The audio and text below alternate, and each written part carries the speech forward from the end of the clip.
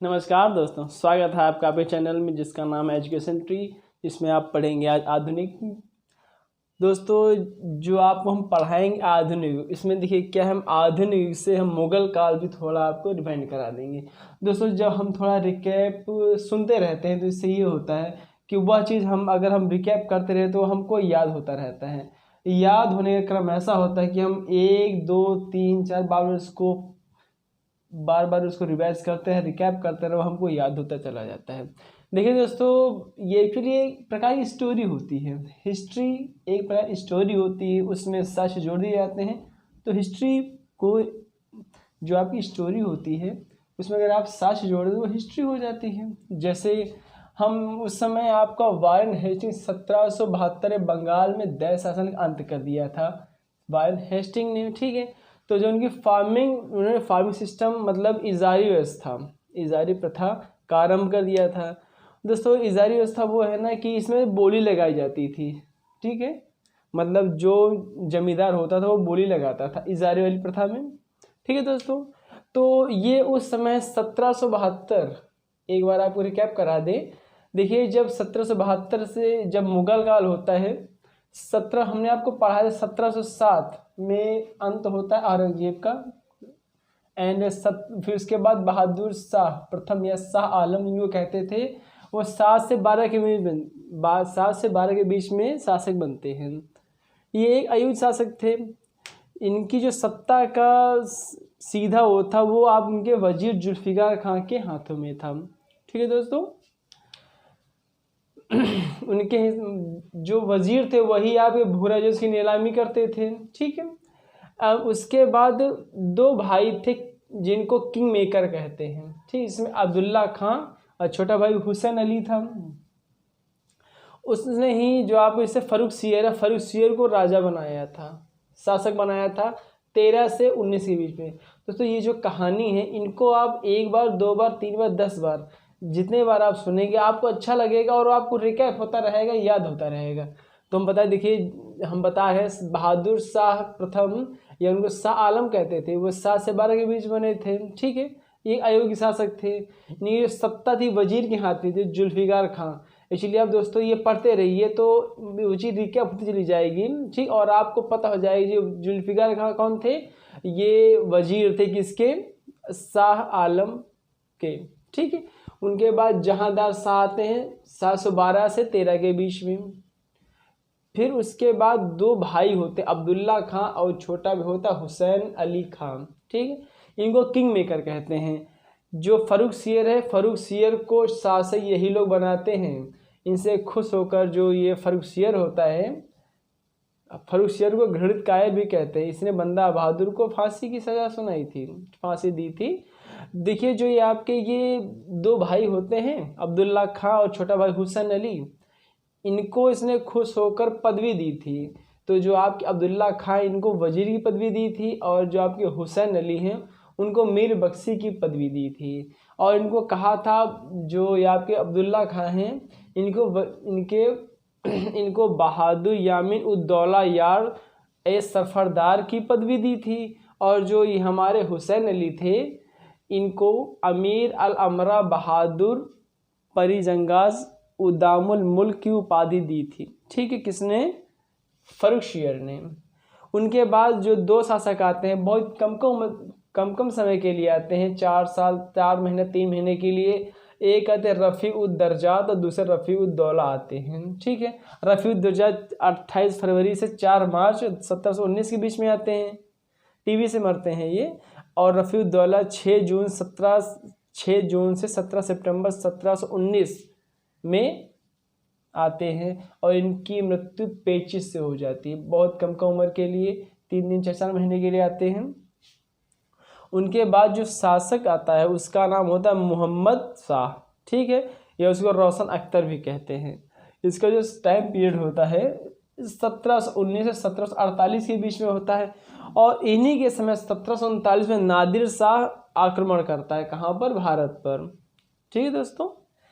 फिर उसके बाद अहमद शाह 1748 से 54 के बीच में आते हैं। इनके शासनकाल में अब्दाली का आक्रमण होता है। उसके बाद आलमगीर द्वितीय 1754 से 58 के बीच में आते हैं। फिर शाहजहाँ तृतीय 1758 से 59 के बीच में आते हैं, 1 साल के केवल आते हैं।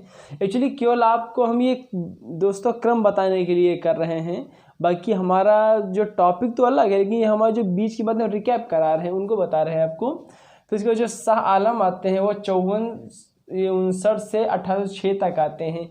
इन्हीं के समय पानीपत का तृतीय 1761 में हुआ था। मोहम्मद अब्दाली वाला में जो मराठा थे, मराठा और ये अब्दाली के बीच आक्रमण हुआ था, युद्ध हुआ था। 1761 में एक फिल्म बनी इन्हीं पर, पानीपत, दोस्तों देखिएगा, बहुत अच्छी फिल्म है और इसी पर ये फिल्म बनाई गई है। ठीक है, तो दोस्तों हमने केवल आपको ये रिकैप कराया, बताया कि जो हमने पढ़ाया था आपको मुग़ल प्रशासन, मुग़ल, उसमें आपको पहले बाबर, हुमायूं, अकबर, जहांगीर, शाहजहां, ठीक है, औरंगजेब, उनके बाद जो उत्तरवर्ती मुग़ल काल होता है ये है उत्तरवर्ती मुग़ल काल। ठीक है, ये उत्तरवर्ती मुग़ल काल है। ठीक है, जो कहाँ से चालू होता है, बहादुर शाह प्रथम या शाह आलम कहते थे, फिर जहांदार शाह, फर्रुखियत, रफ़ीउद्दर्जा, रफ़ीउद्दौला, मोहम्मद शाह, अहमद शाह, आलमगीर, शाहजहाँ तृतीय, शाह आलम। ठीक है, ये एक्चुअली दोस्तों आप क्रम पढ़ लीजिए, कभी कभी क्वेश्चन आप देखिए, क्वेश्चन बनते हैं कोडिंग से आते हैं। जैसे उसने पूछ लिया कि मोहम्मद शाह मतलब फर्रुखियत और मोहम्मद शाह के बीच जो 2 शासक है तो उनका नाम बताइए, रफ़ीउद्दर्जा, रफ़ीउद्दौला। क्योंकि दोस्तों ये इसलिए पूछता है क्योंकि ये 2 ऐसे शासक हैं जो बहुत कम समय के लिए शासक बने। ठीक है, इसलिए इनसे एग्जाम में क्वेश्चन पूछ लेता है। ठीक है, तो दोस्तों हम लोग अपने टॉपिक पर आते हैं, जो आपको पढ़ा रहे थे हम। इस जैसे आपको ये जो अंग्रेज सरकार होती है, मतलब जब इन बंगाल में दैत्य शासन खत्म हो जाता है तो जो ये वारेन हेस्टिंग हो रही है फार्म सिस्टम मतलब इजारेदारी प्रथा का आरंभ करते हैं। दोस्तों इजारेदारी प्रथा ये होती है, इसमें मतलब जमींदार बोली लगाते, जो जिसकी ऊंची बोली होगी उसको उसकी सत्ता मिलती थी। ठीक है, तो एक आता स्थायी बंदोबस्त, एक आता रैयतवाड़ी, एक आता है महालवाड़ी। ठीक है दोस्तों, तो देखिए जो आपका रैयतवाड़ी स्थायी बंदोबस्त है, इसको कॉर्नवालिस ने लागू किया था 1793 में।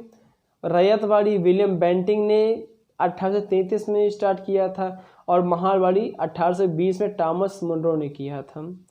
जो आपको स्थायी बंदोबस्त है ये बंगाल, बिहार, उड़ीसा, यूपी के बनारस और उत्तरी कर्नाटक में था। रैयतवाड़ी बम्बई, मद्रास और असम में थी, जिससे असम का नाम असम हो गया है, बम्बई का मुंबई हो गया है।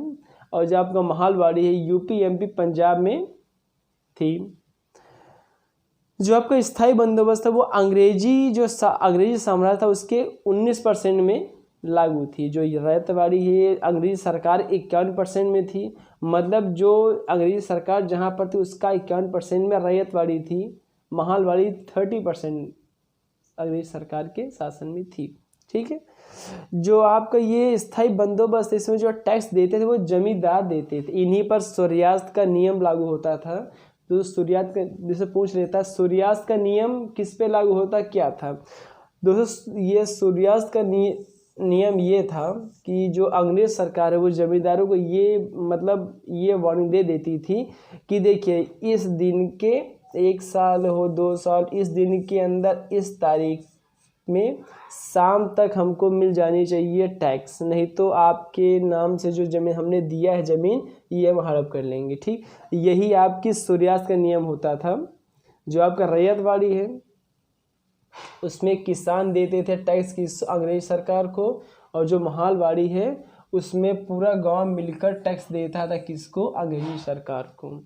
दोस्तों इससे हुआ क्या था, इससे किसानों की दरिद्रता थी, मतलब किसान दरिद्र हो गए थे दोस्तों, बहुत ही टैक्स लिया जाता था। ठीक है, इनसे पुराने जमींदारों का उन्मूलन हुआ था, उससे नए जमींदारों का उदय भी हो रहा था और इससे कृषि का वाणिज्यीकरण हो गया था। तो दोस्तों इससे हुआ क्या था, जो हमारे भारत के किसान थे वो दरिद्रता इनके ऊपर हावी हो गई थी, क्योंकि जो अधिकतर टैक्स ये अंग्रेज सरकार ही ले लेती थी। ठीक है, इसी से जो आप इसके आगे वीडियो बताएंगे उसमें से हमने नील विद्रोह है, तिनकटिया तिनकटिया प्रथा, इस सारे के बारे में आपको हम वीडियो बना कर देंगे। ठीक है, तो दोस्तों कैसा लगा आपको बताइएगा। दोस्तों शेयर जरूर कर दिया करिए। हमने अपने पहले वीडियो में बताया है शेयर क्यों करना चाहिए, क्योंकि जो लोग हैं जो इतनी फ़ीस अफोर्ड नहीं कर सकते हैं और पढ़ने के लिए उत्सुक है लेकिन नहीं पढ़ पाते हैं, वो पढ़ें और खुश रहें। नमस्कार।